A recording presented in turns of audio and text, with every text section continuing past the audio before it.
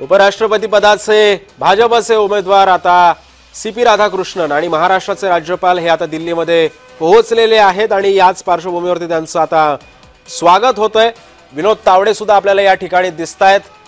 मोठ्या जल्लोषामध्ये त्यांचं स्वागत केलं जातंय।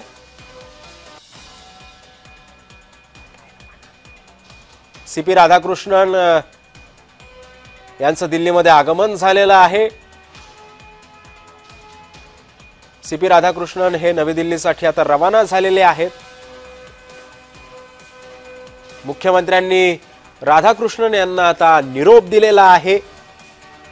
त्यांचं मोठ्या उत्साहामध्ये स्वागत करण्यात आलं। विनोद तावडे सुद्धा आपल्या एका दृश्यांमध्ये आपल्याला आता या ठिकाणी दिसलेले होते। त्यांना निरोप देतानाची ही काही दृश्य आहेत। आशिष शेलार सुद्धा यावेळी दिसतायत। मुंबई विमानतळावरती मुख्यमंत्री देवेंद्र फडणवीस हे स्वतः त्यांना सोडण्यासाठी तिथे दाखल झालेले होते।